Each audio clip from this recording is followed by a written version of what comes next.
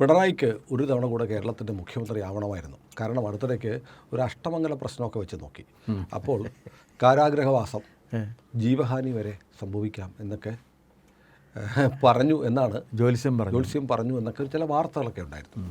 ഏതായാലും പിണറായിയുടെ ആ പ്രതീക്ഷ പൊലിയുന്ന ഒരു ജനവിധിയാണോ തദ്ദേശ സ്വയംഭരണത്തിലുണ്ടായത്? ഒരു തർക്കവും വിചാരിക്കേണ്ട.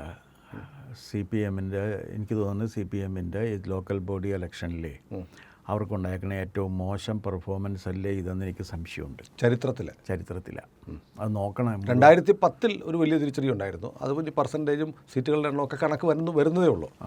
2010-നൊപ്പമോ അതിനേക്കാൾ മോശമോ എന്ന് അതിനേക്കാൾ മോശം ആയിരിക്കും ഈ പ്രാവശ്യത്തെ എന്നാണ് ഞാൻ കരുതുന്നത്. കാരണം എന്താണെന്ന് വെച്ചാൽ അവരുടെ ഒരു വലിയ അമിത പ്രതീക്ഷയോട് കൂടിയിട്ടാണ് പിണറായി ഈ തെരഞ്ഞെടുപ്പിന്. അമിത പ്രതീക്ഷയും ഹുങ്കും അത് ഉണ്ടല്ലോ. അത് നേരത്തെ തോറ്റു കഴിഞ്ഞപ്പോഴത്തേക്ക് പഴയ ഇടുക്കിയിലെ ആശാൻ പറഞ്ഞിരിക്കുന്നുണ്ടല്ലേ, ജനങ്ങളെല്ലാം കൊടുത്തതെല്ലാം വാങ്ങി ശാപ്പിട്ടു എന്ന് വെച്ചാൽ തിന്നു. കഴിഞ്ഞ പ്രാവശ്യം പറഞ്ഞത് നക്കി തിന്നു, എല്ലാം ശാപ്പിട്ടിട്ട് പിറപ്പ് പണി കാണിച്ചു എന്ന് പറഞ്ഞിരിക്കുന്നു. അല്ല, അത് ഇയാളുടെ വീട്ടിൽ നിന്ന് എടുത്തുകൊണ്ടുവന്ന് കൊടുക്കുന്നതാണ്. MM മണിയുടെ വീട്ടിൽ നിന്ന് അദ്ദേഹം സമ്പാദിച്ചു വെച്ച സ്വത്തെടുത്തിട്ടല്ല ജനങ്ങൾക്ക് കൊടുക്കുന്നത്. ഒരു സംസ്ഥാന സർക്കാരിൽ ജനങ്ങൾക്ക് അവകാശപ്പെട്ടതാണ് കൊടുക്കുന്നത്. ജനങ്ങൾക്ക് അവകാശപ്പെട്ടത് കൊടുക്കുന്നത് ഔദാര്യമാണെന്ന് കരുതുന്ന ആ വങ്കത്വം ഉണ്ടല്ല, ആ വങ്കത്വത്തിന് കിട്ടിയ തിരിച്ചടി കൂടിയാണ് ഈ തെരഞ്ഞെടുപ്പ്. കാരണം അത്രയും വങ്കത്വം ഇത് കരുതരുത്. ഇതെന്ന് പറഞ്ഞാൽ അയാൾക്ക് എന്തും പറയാമെന്നാണ് ധാരണ. മണി ആശാൻ, എവിടുത്തെ ആശാൻ, ഏതാശാൻ? മണി ആശാൻ. അദ്ദേഹത്തിന് എന്താണ് വാമൊഴി വഴക്കമുണ്ട്.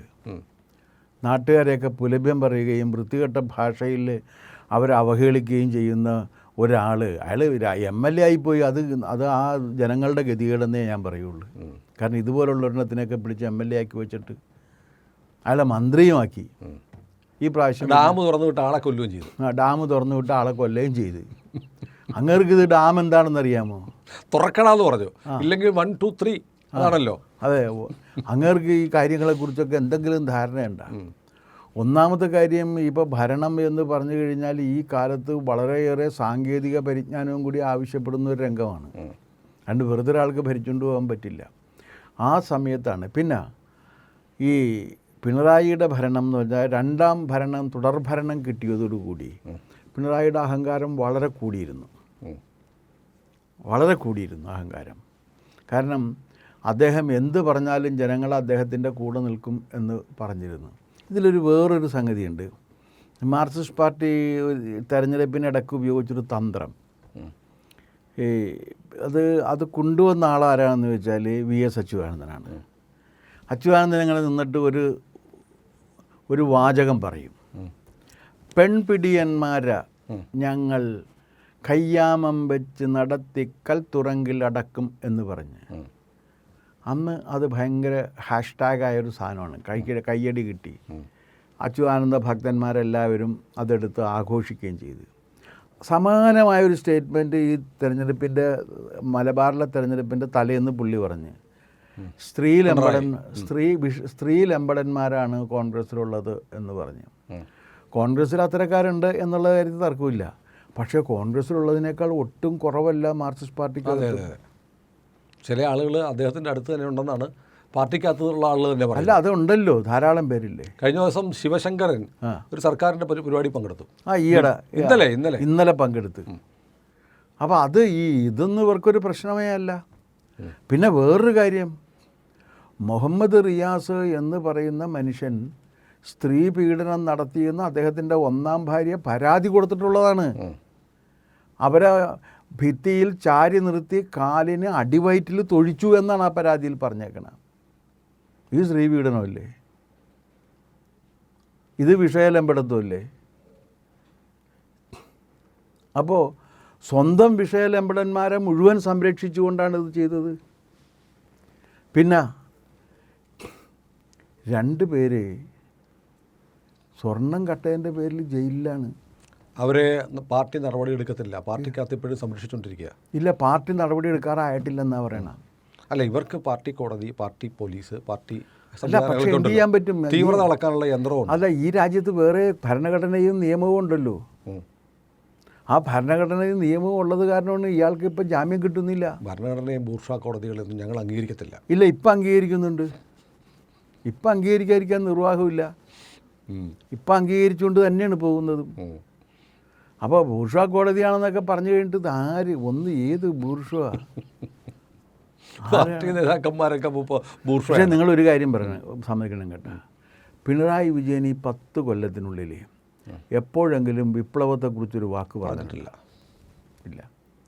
വിപ്ലവത്തെക്കുറിച്ച് 2 പേരാണ് പറഞ്ഞുകൊണ്ടിരിക്കുന്നത്. തൊഴിലാളി വർഗ്ഗം ഒന്നും പറഞ്ഞിട്ടില്ലല്ലോ. ഇല്ല, പറഞ്ഞിട്ടില്ല. വിപ്ലവത്തെക്കുറിച്ച് 2 പേരാണ് പറഞ്ഞുകൊണ്ടിരിക്കുന്നത്. ഒന്ന് Govindan, MP Govindan, 2 MA baby. ഇനിയും നേരം വെളുത്തിട്ടില്ല. പക്ഷേ ഒരു ഗുണമുണ്ട്, 2 പേര് പറഞ്ഞാലും എന്താണ് അവർ പറയുന്നതെന്ന് അവർക്കും അറിയില്ല, മക്കൾക്കൊന്നവർക്കും അറിയില്ല. സാർ സീതി ഹാജിയെ കുറിച്ച് കഥ കേട്ടിട്ടുണ്ടോ? സീതി ഹാജി ഇങ്ങനെ MLA ക്വാർട്ടേഴ്സിൻ്റെ അതിലൊക്കെ അസംബ്ലി വഴിയൊക്കെ നടക്കുമ്പോൾ CPM-കാരെ കാണുമ്പോൾ ഗുഡ് മോർണിംഗ് എന്ന് പറയും. അപ്പോൾ ഉച്ച കഴിഞ്ഞ് കാണുമ്പോഴും പുള്ളി ഗുഡ് മോർണിംഗ് പറയും. അപ്പോൾ ഒരാൾ സീതി ഹാജിക്ക് വിവരമില്ലെന്നൊക്കെയാണല്ലോ ആൾ പറയുന്നത്. അതുകൊണ്ട് ആരോ പുള്ളിയോട് പറഞ്ഞു, സാഹിബെ അങ്ങനെയല്ല, ഇപ്പോൾ ഉച്ച കഴിയുമ്പോൾ പറഞ്ഞു ഗുഡ് ആഫ്റ്റർനൂൺ എന്നാണ് പറയുന്നത്. ഉടനെ പുള്ളി പോടാ പഹയ, ഇപ്പോഴും നേരം വെളുത്തിട്ടില്ല, ഗുഡ് മോർണിംഗ് അല്ലാതെ. സീതി ഹാജിയുടെ വേറൊരു കാര്യമുണ്ട്. അവിടെ അസംബ്ലിയിൽ ചർച്ച നടക്കുകയാണ്. ചർച്ച നടക്കുമ്പോൾ ഈ നയനാർ എഴുന്നേറ്റ് നിന്നിട്ട് ഭരണഘടനയെക്കുറിച്ച് എന്തോ പറഞ്ഞു. അപ്പോൾ സീതി ഹാജി എഴുന്നേറ്റ് നിന്നിട്ട് പറഞ്ഞു, ഈ ഭരണഘടന തുടങ്ങിയിട്ടുള്ള വിഷയങ്ങളെക്കുറിച്ച് ഇവിടെ PKVയെ പോലുള്ള ഇതൊക്കെ അറിയാവുന്നവരിരിക്കുന്നുണ്ട്, ഞാനും നയനാരും ഒക്കെ ഇതിനെക്കുറിച്ച് പറഞ്ഞാൽ എന്തായിരിക്കും അവസ്ഥ എന്ന് പറഞ്ഞിട്ട്. ഈ നയനാര് പാർട്ടി സെക്രട്ടറി ആയിരുന്ന സമയത്ത് വളരെ നിഷ്ഠൂരനായിരുന്നു. മുഖ്യമന്ത്രി ആയപ്പോഴാണ് പുള്ളി ഹാസ്യത്തിലേക്ക് മാറിയത്. കൊമേഡിയനായിട്ട് ജനാർദ്ദനെ പോലെയാണ്. നടൻ ജനാർദ്ദനൻ ദീർഘകാലം വില്ലനായിരുന്നല്ലോ. ബലാത്സംഗം ചെയ്യുക, തല്ലുകൊള്ളുക തുടങ്ങിയൊക്കെയായിരുന്നു. അതിൽ നിന്ന് ഇങ്ങനൊരു ഹാസ്യത്തിലേക്ക് മാറിയ രീതിയിലാണ്. അതോടെ പുള്ളി ജനപ്രിയനായി. നയനാരും അങ്ങനെയാണ് ജനപ്രിയനായത്. അങ്ങനെയായിരുന്നു. VS അങ്ങനെയല്ല. VS ഭയങ്കര കാർക്കശ്യക്കാരനും വെട്ടി നിരത്തുന്ന ആളൊക്കെ ആയിരുന്നല്ലോ. അല്ല, VS കേരള രാഷ്ട്രീയത്തിന് നൽകിയിരുന്ന സംഭാവന എന്താണ്? വെട്ടി നിരത്തുക, അടിച്ചു പൊളിക്കുക, അല്ലാതെ വേറെ എന്ത് നൽകിയിട്ടുണ്ട്? പിന്നെ വലിയ പോപ്പുലറായി. അല്ല, അതാണ് കേരളത്തിൻ്റെ പ്രശ്നം. കേരളത്തിൽ പോപ്പുലറായിട്ട് വരുന്നവർ ഏതെങ്കിലും തരത്തിൽ കേരളത്തിൻ്റെ ഒരു വികസനത്തിന് വേണ്ടിയോ മനുഷ്യൻ്റെ ജീവിതം കുറേ കൂടി സുഗമമാക്കുന്നതിന് വേണ്ടിയോ എന്തെങ്കിലും ചെയ്തിട്ടുള്ളവരല്ല. ഇപ്പോൾ കേരളത്തിലെ ഏറ്റവും വലിയ പോപ്പുലർ രാഹുൽ മാങ്കൂട്ടത്തിലാണല്ലോ. രാഹുൽ മാങ്കൂട്ടത്തിൽ അയാൾ ഇവിടെ ഒരു ഡയറക്റ്റായിട്ട് മുഖ്യമന്ത്രി സ്ഥാനത്തേക്ക് മത്സരിക്കുകയാണെങ്കിൽ അയാൾ ജയിച്ചു പോകില്ലേ എന്ന് ഞാൻ സംശയിക്കുന്നുണ്ട്.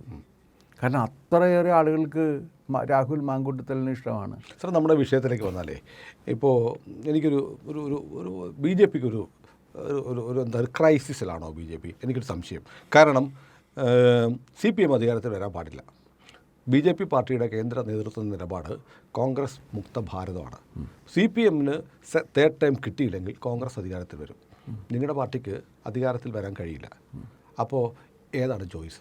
അല്ല, ഞങ്ങളുടെ പാർട്ടിയെ അധികാരത്തിലെത്തിക്കാനാണ് ഞങ്ങൾ പരിശ്രമിച്ചുകൊണ്ടിരിക്കുന്നത്. നമ്പർ 1. അതെ, അതെനിക്ക് മനസ്സിലായി. അതാണ് ഞങ്ങൾ നിലവിലുള്ള കേരളത്തിലെ രാഷ്ട്രീയ സാഹചര്യം വെച്ച് ഈ തെരഞ്ഞെടുപ്പിൽ BJP ഭരിക്കുമെന്ന് പറയാൻ പറ്റില്ല. അല്ല, അവർ രണ്ടും അവർ ഇന്ത്യ മുന്നണിയിലെ സഖ്യകക്ഷികളല്ലേ. അതുകൊണ്ട് അപ്പോൾ അവർ രണ്ടും തമ്മിൽ ഞങ്ങൾ എങ്ങനെയാണ് ഒരു ചോയ്സ് എടുക്കുന്നത്? അപ്പോൾ പിന്നെ ജനം ഇത്ര കൺഫ്യൂഷനല്ലേ?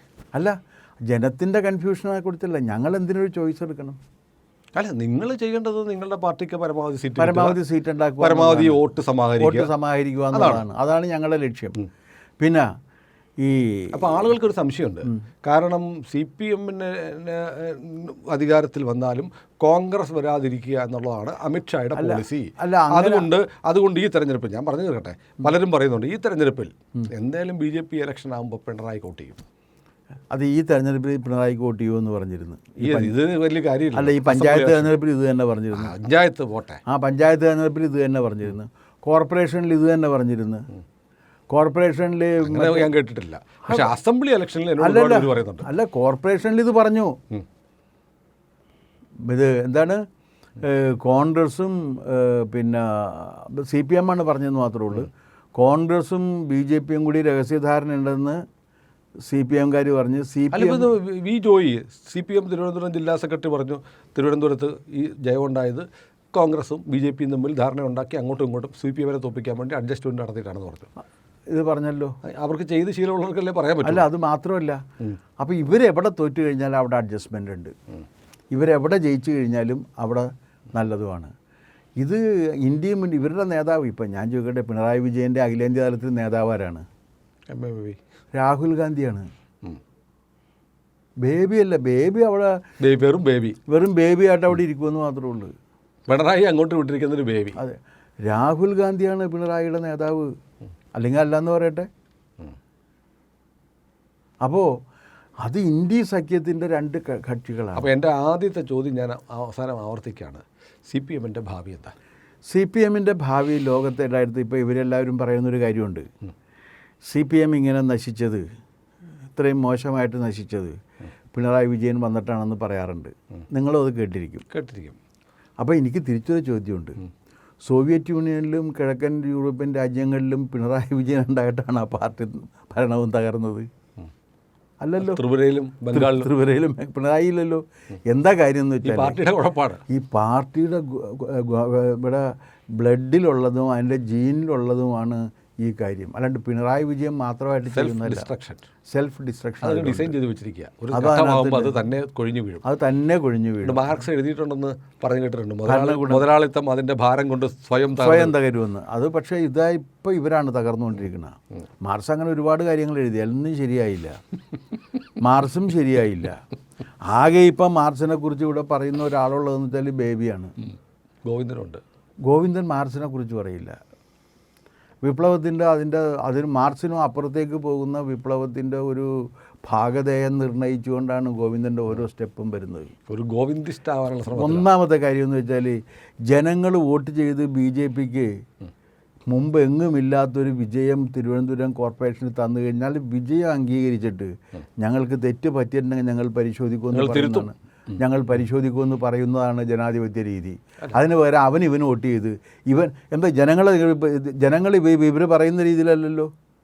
ജനങ്ങളില്ലേ, അവരല്ലേ വോട്ട് ചെയ്യുന്ന വോട്ടർ. തിരുവനന്തപുരത്ത് വേറൊരു സംഭവം ഉണ്ടായി സാർ. CPMൻ്റെ സീറ്റുകൾ കുറയുകയും UDFൻ്റെ സീറ്റുകൾ കൂടുകയും ചെയ്തു. അവർ നേരെ പിടിച്ചെടുത്തില്ല. അപ്പോൾ അതെങ്ങനെയാണ് വന്നത്? അത് ജനങ്ങൾ വോട്ട് ചെയ്യുന്നതാണെന്ന്. ഞാനും നിങ്ങളുമാണല്ലോ വോട്ട് ചെയ്യാൻ വേണ്ടി പോകുന്നത്. ജനങ്ങളല്ലേ വോട്ട് ചെയ്യുന്നത്. ജനങ്ങൾ വോട്ട് ചെയ്ത് ജനാധിപത്യത്തിൽ ജനങ്ങൾ വോട്ട് ചെയ്ത് ആരെ വിജയിപ്പിച്ചാലും നമ്മളത് അംഗീകരിക്കണം. അതാണ് ജനാധിപത്യം. മാർക്സിസ്റ്റുകാർക്ക് ആ ജനാധിപത്യ ബോധം ഇപ്പോഴും വന്നിട്ടില്ല. അപ്പോൾ CPMൻ്റെ കാര്യത്തിൽ ഇപ്പോൾ പിണറായി വിജയൻ തന്നെ വേണമെന്നില്ല, മറ്റാര് വന്നാലും ഇത് തന്നെയാണ് ഗതി. ഭരണം കിട്ടുമോ മൂന്നാമത് CPMന്? ഇപ്പോഴത്തെ അവസ്ഥയിൽ വളരെ പ്രയാസമാണ്. അപ്പോൾ കോൺഗ്രസ് വരുന്നില്ലേ? കോൺഗ്രസ് വരുമോ? അതേ തൂക്ക് അസംബ്ലി വന്നുകൂടായികയിൽ എന്താണ് പ്രശ്നം? ഞങ്ങളെ ഇങ്ങനെ ചെറുതാക്കി കാണല്ലേ. ഞങ്ങളെ ഞങ്ങൾ തിരുവനന്തപുരം പിടിക്കുമെന്ന് പറഞ്ഞപ്പോൾ നിങ്ങൾ ഇതുപോലെ ചിരിച്ച്. ഞാൻ ചിരിച്ചില്ല. അല്ല, നിങ്ങൾ ഇതുപോലെ ചിരിച്ച് തിരുവനന്തപുരം പിടിക്കുമെന്ന് പറഞ്ഞപ്പോഴേക്കും പിന്നെ എന്ന് പറഞ്ഞ്. അപ്പോൾ ഞങ്ങളൊരു ശക്തിയായിട്ട് കേരളത്തിൽ വരില്ല എന്ന് നിങ്ങൾക്ക് എങ്ങനെ ഉറപ്പിക്കാൻ പറ്റും? എനിക്ക് ആഗ്രഹമുണ്ട്. അല്ല, അത് അങ്ങനെ തന്നെയാണ്. അപ്പോൾ അതുകൊണ്ട് വരാൻ പോകുന്ന തെരഞ്ഞെടുപ്പിൽ ഇനി വരാൻ പോകുന്ന മന്ത്രിസഭയും ആരായിരിക്കും എങ്ങനെയായിരിക്കും എന്ന് നിയന്ത്രിക്കാൻ പോകുന്ന രാഷ്ട്രീയ കക്ഷി ഒരു തർക്കവും വിചാരിക്കേണ്ട BJP ആയിരിക്കും.